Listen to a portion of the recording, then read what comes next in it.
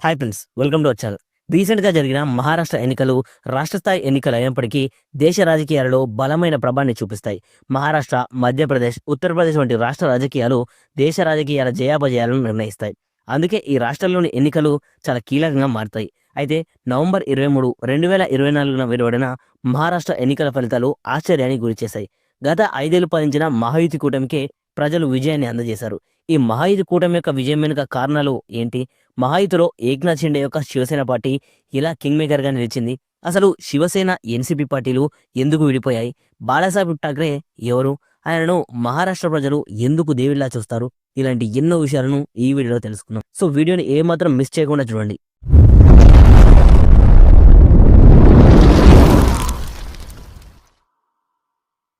ఈసారి మహారాష్ట్ర ఎన్నికలలో ప్రధాన కూటములైన మహాయుతి కూటమి మరియు మహావికాస్ అఘాడీ ఎన్నికల బరిలో నిలిచాయి. మహాయుతి కూటమిలో BJP, Shiv Sena Shinde, Nationalist Congress Party Ajit Pawar మరియు Republican Party of India, Rashtriya Samaj Paksh వంటి చిన్న చిన్న పార్టీలు కూడా ఉన్నాయి. కానీ ప్రముఖమైన పార్టీలు మాత్రం బీజేపీ, షిండే శివసేన, అజిత్ పవార్, ఎన్సీపీ. మహాయుతి కూటమిలోని బీజేపీ నుండి దేవేంద్ర ఫడ్నవీస్, శివసేన నుండి ఏక్నాథ్ షిండే, ఎన్సీపీ నుండి అజిత్ పవార్ ముఖ్యమైన నాయకులు.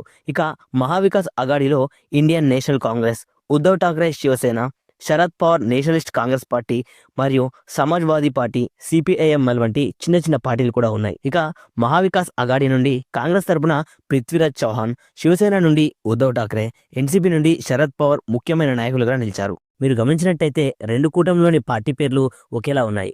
ఒకప్పుడు ఈ పార్టీలు రెండుగా కాకుండా ఒకే పార్టీలా పనిచేసేవి. కానీ కొన్ని కారణాల వల్ల శివసేన మరియు ఎన్సీపీ పార్టీలు రెండుగా చీలిపోవాల్సి వచ్చింది. మహారాష్ట్రలో గొప్ప పేరున్న శివసేన పార్టీ ఎందుకు రెండుగా చీలిపోయింది? ఒకప్పుడు అంటే 1966 నుంచి 2022 వరకు శివసేన బాళాసాహెబ్ ఠాక్రే నేతృత్వంలో పనిచేసింది. హిందూ భావజాలం, మరాఠా రాజ్య స్వాభిమానం వంటి అంశాలతో బాళాసాహెబ్ ఠాక్రే గారు శివసేనని నడిపించేవారు. ఆయన చెప్పినట్టుగా పార్టీ నడుచుకునేది. ఆయనంటే పార్టీ అభ్యర్థులకి, ప్రజలకి ఎంతో గౌరవం మరియు ప్రేమ ఉండేది. బాళాసాహెబ్ ఠాక్రే చెప్పిందే విధంగా పార్టీ నడుచుకునేది. బాళాసాహెబ్ ఠాక్రే ఆయన తన ముక్కుసూడితనం, దృఢమైన విధానాలతో పార్టీని మహారాష్ట్ర ప్రజల గుండెల్లో నిలిపారు. కానీ ఆయన తరువాత శివసేన రెండు వర్గాలుగా చీలిపోయింది. దీనికి చాలా కారణాలున్నాయి. అధికారాన్ని పంచుకోకపోవటం, ఐడియాలజీ డిఫరెన్స్. అంటే ఏక్నాథ్ షిండే బాళాసాహెబ్ స్ఫూర్తితో హిందుత్వ అంశాన్ని ఎంచుకుంటే బాళాసాహెబ్ కొడుకైన ఉద్ధవ్ ఠాక్రే మోడరేట్ విధానాన్ని ఎంచుకోవటం, బీజేపీతో సంబంధాలు పార్టీలో కొందరికి నచ్చకపోవడం వంటి కారణాలు చాలా ఉన్నాయి. శివసేన రెండుగా చీలిపోయినప్పటికీ బాళాసాహెబ్ చెప్పిన మాటలో నడుస్తున్న ఏక్నాథ్ షిండేకి ప్రజలు బాగా ఇష్టపడ్డారు. బాళాసాహెబ్ హయాంలోనే బాళాసాహెబ్తో పాటు ప్రజల్లో కూడా ప్రేమ, మద్దతును ఏక్నాథ్ షిండే సంపాదించుకున్నారు. బాళాసాహెబ్ కొడుకైన ఉద్ధవ్ ఠాక్రేకు ప్రజల నుండి ఆదరణ రాకపోవడంతో పాటు తండ్రి చూపిన బాటలో నడవడం లేదని ప్రజలు విమర్శించేవారు.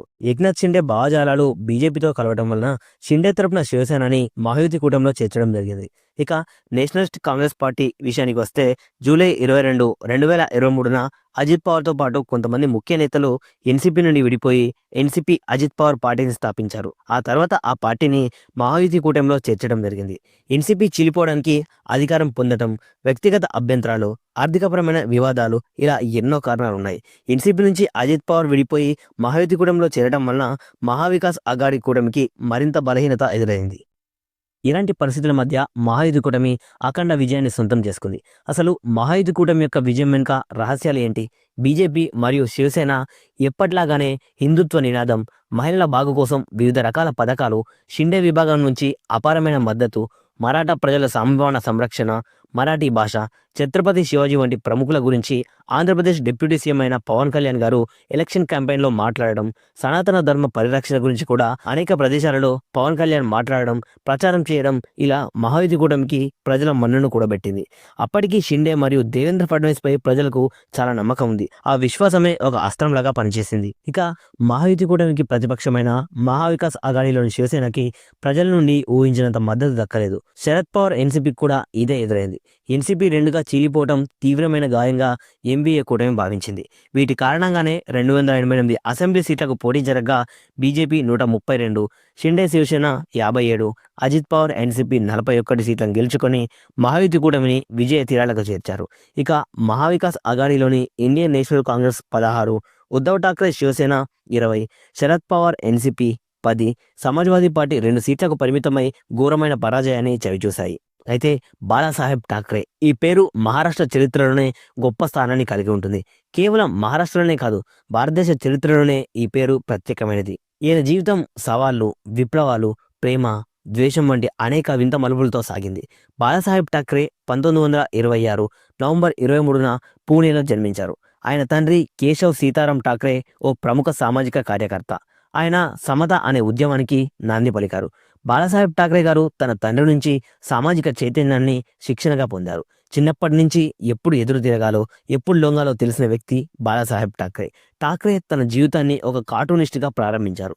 ముంబైలోని ద ఫ్రీ ప్రెస్ జర్నల్లో ఆయన కార్టూన్లు ప్రాచుర్యంలోకి వచ్చాయి. ఎందుకంటే ఆ కార్టూన్లు కేవలం రాజకీయాలను చూపడం మాత్రమే కాకుండా ప్రజల యొక్క మనస్సులను తాకేది. ఆ తరువాత 1966లో బాలాసాహెబ్ ఠాక్రే శివసేన పార్టీని స్థాపించారు. ఇది సామాన్య పార్టీగా కాకుండా మహారాష్ట్ర ప్రజల ఆత్మగౌరవాన్ని జాగృతం చేయడానికి ఒక ఉద్యమంగా మారింది. మరాఠీ ప్రజల హక్కుల కోసం పోరాడే పార్టీ అనే నినాదం ఆయనను సామాన్యులకు మరింత చేరువ చేసింది. 1970లో బాలాసాహెబ్ పేరు గల్లీ నుండి శాశ్వత వరకు మారుమోగింది. కానీ ఆయన విజయానికి ఒక సంఘటన కారణంగా నిలిచింది. 1975లో జాతీయ అత్యవసర సమయంలో ఆయన చేపట్టిన ఆందోళనలు భారీ స్థాయికి చేరుకున్నాయి.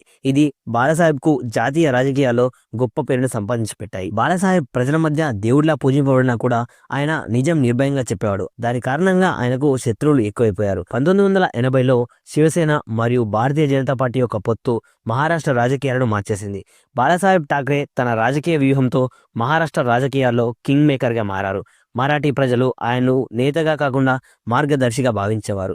బాలాసాహెబ్ ఠాక్రే ఎన్నో మలుపులను ఎదుర్కొన్నారు. ఒకానొక సమయంలో ఆయనపై చాలా కేసులు నమోదయ్యాయి. కానీ ఆయన ఎప్పుడూ మహారాష్ట్ర ప్రజల మద్దతును కోల్పోలేదు. ఒకప్పుడు రామమందిర నిర్మాణ పోరాటంలో కీలక పాత్ర పోషించారు బాలాసాహెబ్ ఠాక్రే.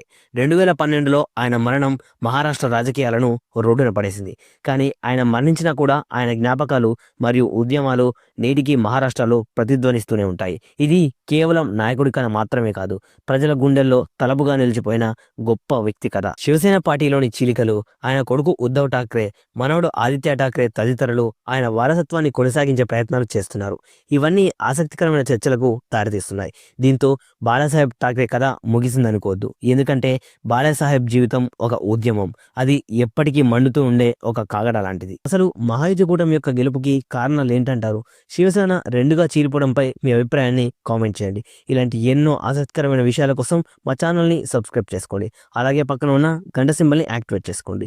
ఇలాంటి ఎన్నో ఇన్ఫర్మేటివ్ వీడియోస్తో మీ ముందుకు వస్తాను. Thanks for watching.